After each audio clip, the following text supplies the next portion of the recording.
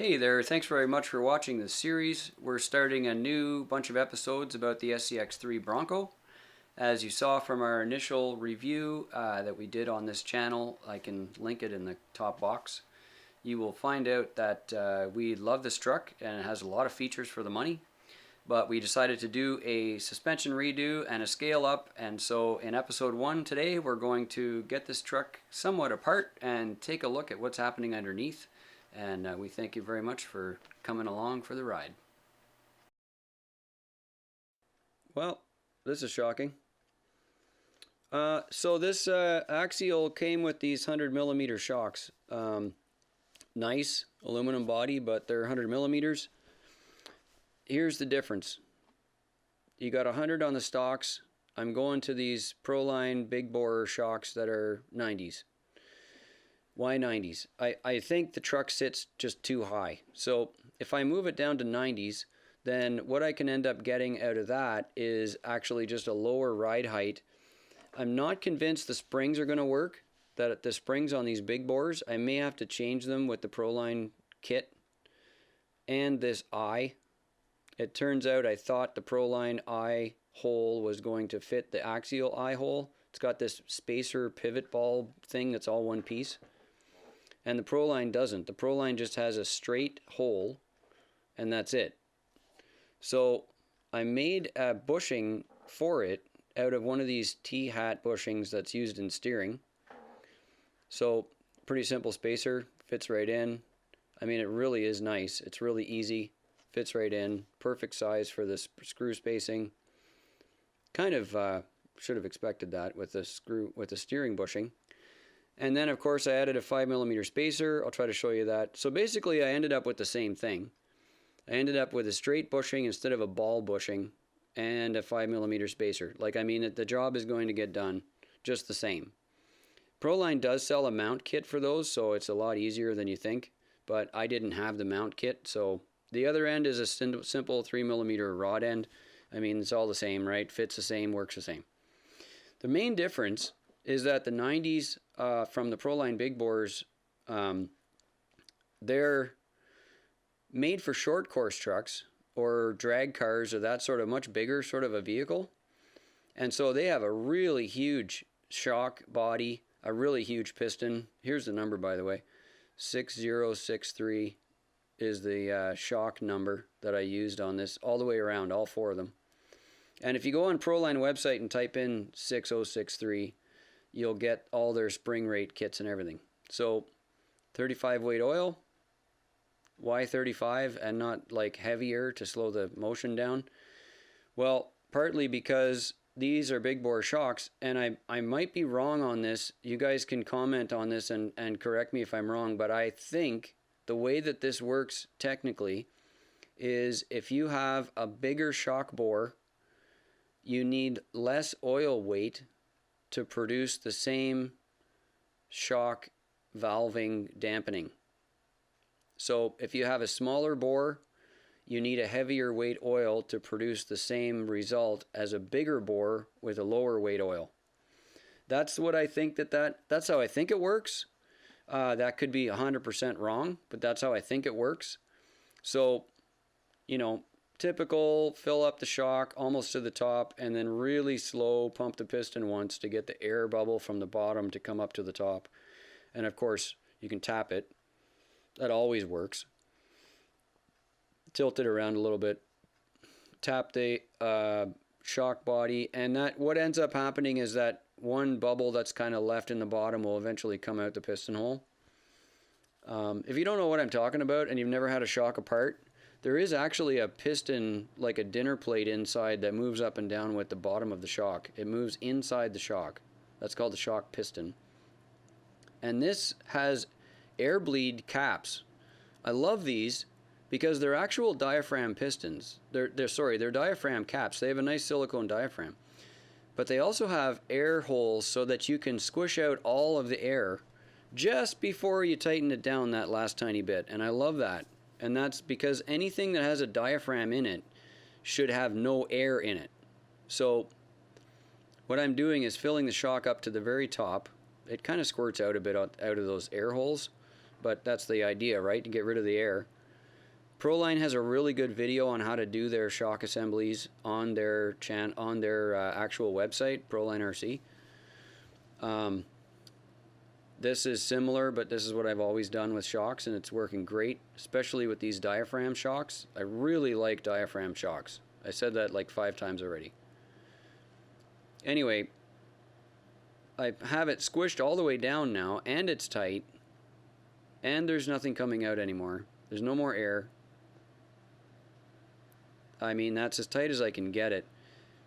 There is a bit of a nut machined onto the shock body there, so I think what I'm going to do is stick the pliers on it. And I just want to make sure that it's actually tight.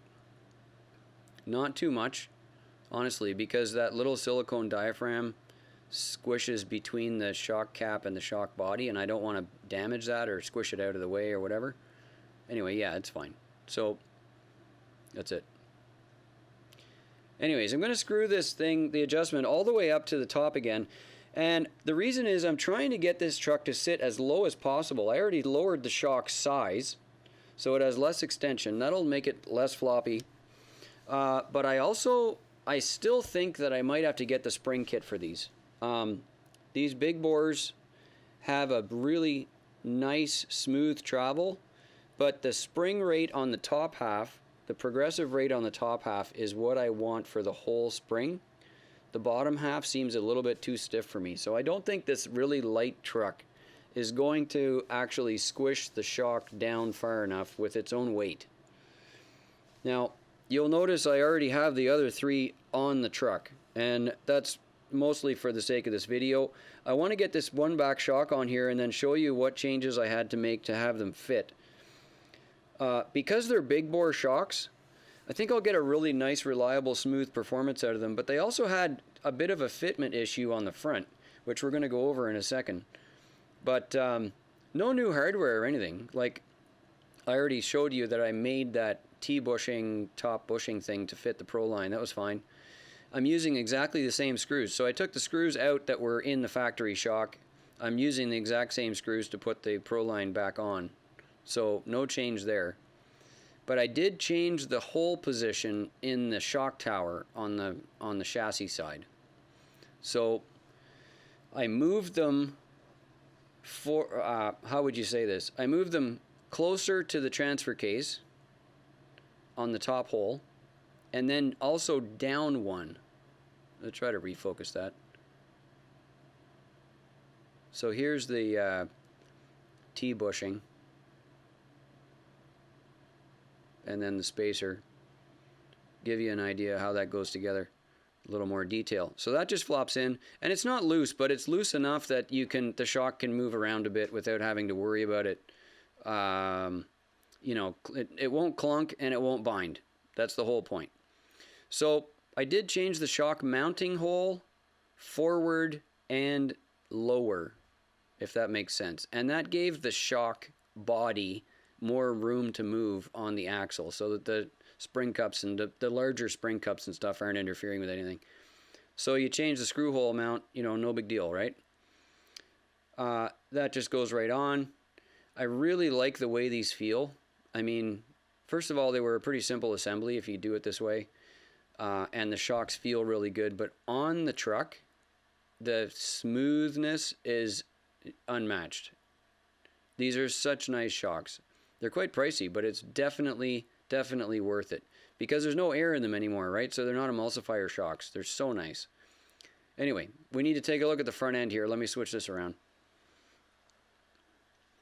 So I want you to notice here this huge big bore shock on the front. I did change the hole position on top. I'll show you if I can. But take a look right here. Take a look at the bottom of the spring where the spring cup is almost hitting the track bar mount. You see that right there? I'm trying to point to it. Right there, the spring cup is just about to hit the track bar mount, except as soon as I push up, it makes a space. You see that? That's why I leaned the shock backwards a little bit. I leaned the shock backwards on the top so that when the suspension was moving, it would still make a gap. See, there's just the smallest space, which is fine because it's all the way out. And now the top link. Notice on the top link there, there's a tiny gap right there. And let me show you this on the other side. So there's a tiny gap on the top link between the link and the rod end. Not there, not on the bottom link, but there is on the top link. See the difference? It's only like a 1/2 millimeter. There's a gap, and there's a no gap. There's a gap. You see what's happening? So all I did was I stuck a wrench in that turnbuckle hole, and I actually turned the upper link about a full turn around, and that gave me a 1/2 millimeter gap between both rod ends. Not enough to compromise anything, but it castered out the front just enough to clear that that shock cup. Let's take a look at the mounting position here if I can. Not easy to see in there. Okay, so there's the hole that I'm using. I moved the shock mount rearward and down by 1 hole. So I lost a couple millimeters on ride height there, but I gained the spacing I needed for the track bar mount. So that's how that went. By the way, these shocks are super nice. Did I say that already? All right, now the best trick of the day. Are you ready? So the battery trays on this, it already comes with a back tray and a side tray, and I always use these 1500 Helios, so both these battery trays are way too big. And I don't want the weight in the back. The body work is really heavy in the back. I need it farther forward. So we're going to take off this battery tray and move it up front. That's what we're doing. This is so easy. You're going to love this trick. It's totally bonkers. Unscrew those 2 screws that hold that tray onto the center section there, and then I want you to keep those 2 screws because we're going to reuse them. Oh man, this is so awesome. This is the trick of the day right here.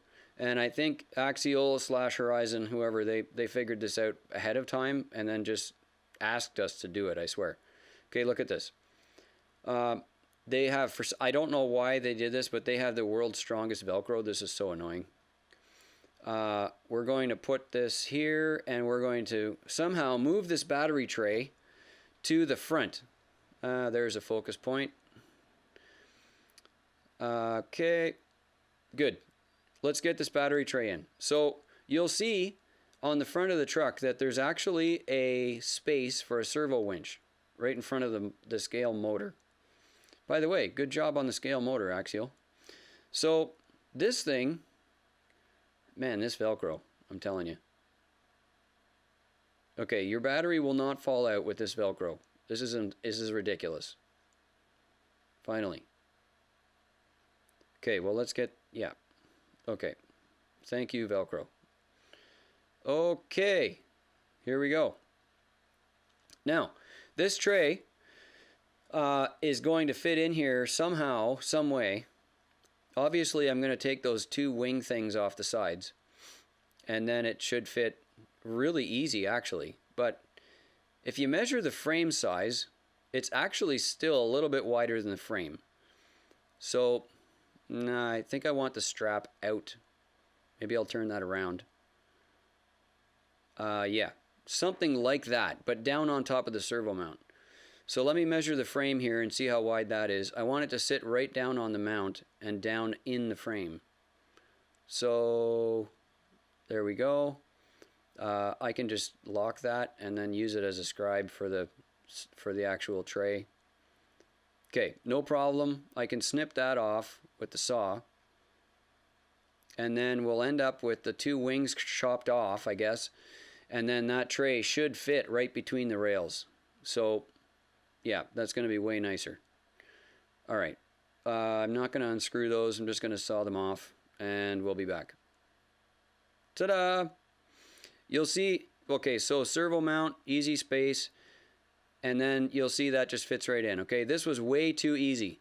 And I did a little tiny notch around the motor pulley on the bottom so that the Velcro strap could still go through there. So I can actually still tie down the battery with that crazy Velcro. There's a space in the front. There's lots of room in the front. The body mount on the truck with those pins from underneath, it actually kind of sits like a tabs that go up off the body mount. So they don't go straight across. So that means that fits just fine. And of course the 1500 Helios 3 cell it was just made to be there. I don't know what to say. So, like, was that not made to be there? I swear, Axial did this on purpose, man. And you wait till you see the next thing. This is going to blow your brains. This is so cool. Okay, so there's a servo mount in the front. And then there's these two little holes that are dimpled into the tray. One hole, two holes. Okay, you're never going to believe this. Those two holes line up perfectly with the servo mount holes. I mean, perfectly with the servo mount holes. Okay, this drill bit is actually, I think, broken off. That's a problem. Let's change that drill, because that drill's totally shot. Okay, this is going to go better. Okay, two holes. There's a dimple on the top and a dimple on the bottom. They actually line up perfectly with the servo mount. Okay, we're going to try this again. Stab the hole. Here we go. Okay, you know what I'm talking about. I just can't believe how easy this is. You don't have to measure the holes or find out if they fit or anything. I swear. This is just crazy. Okay, that drill works perfectly. Clean that out. And hole number 2.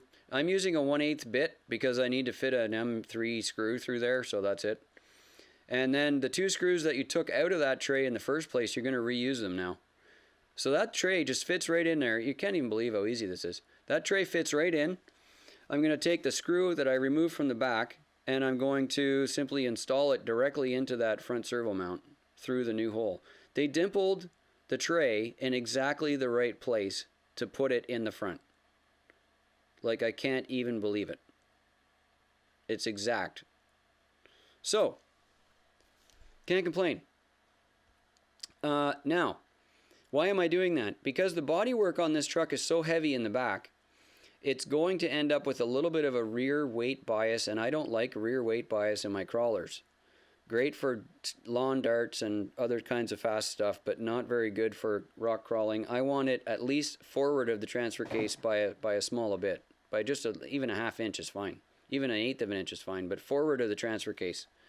So I'm taking this 200 gram battery out of the back and putting it as far forward as I possibly can. Now, to me, that's a giant winner. I mean, look at that. You just tuck in the plugs. It doesn't interfere with the body mounts. Put the Velcro strap on, plug it in, boom, you're done. Thank you, Axial. Wow. Now, I finally got this assembled, and I did actually take out that entire progressive spring part out of the top of the shock. You'll see that's where it was. I did have to take those out until I get my spring kit from Proline, because I did not have enough weight in the truck to get the up travel. It simply just didn't weigh enough. So anyways, I'll put that back together, and when I do get my new springs, I'll show you the actual springs that I use. But for now, I simply took out that top progressive piece, and everything should be good to go. Thanks so much for watching. I hope that was helpful to you to see kind of how we change the suspension stuff. And my favorite, of course, is the battery mounting. Cute little tip and trick there. It's almost like they put the holes there ready for us to make that mod. So I'm excited about that. I'm really excited about the way this truck is turning out. Please stay tuned for episode number 2 coming up shortly. We're going to digest some of the body mods and interior mods that we've done on the truck. And we'll get started on that on the next episode, and we'll see you again for Project Orange. Thanks for watching.